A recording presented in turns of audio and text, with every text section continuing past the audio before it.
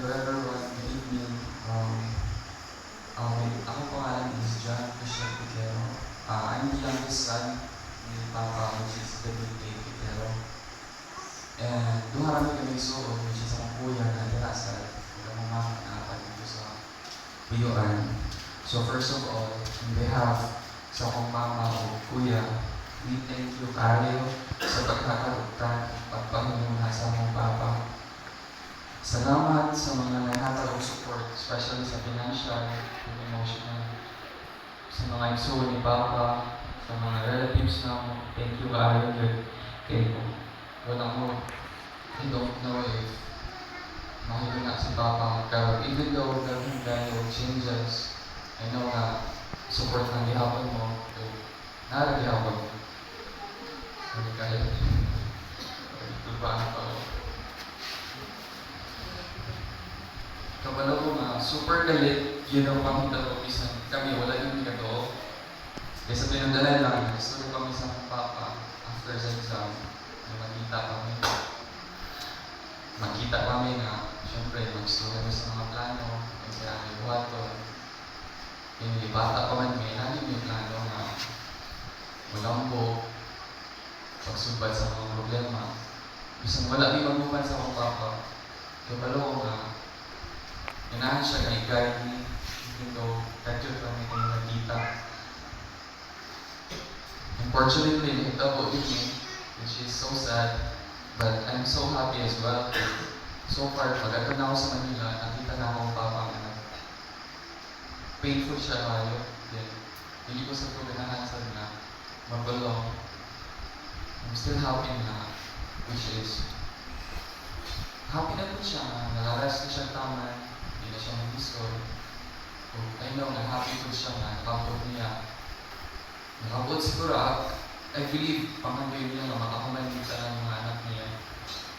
Even though ako, nag-eskwela ko, wala na akong madakot ang tanang support sa akong papa. I totally understand kay, siyempre, hindi man perfect ang family. But still, he tried to communicate and support us financially as long as siya makaya.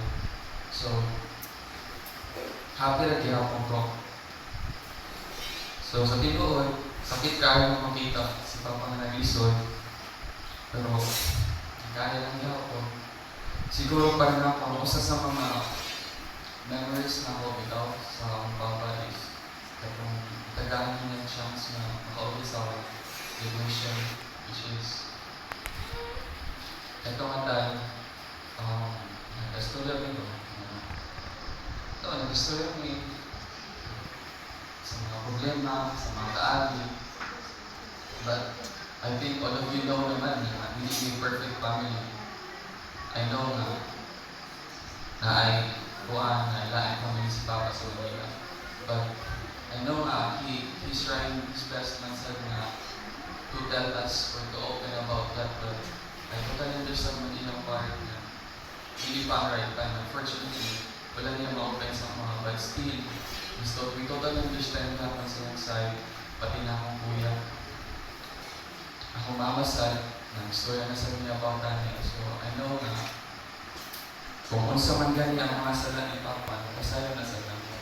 I hope sad also na kung unsa sa daming mga sala, napasayo na sa utan ni Papa.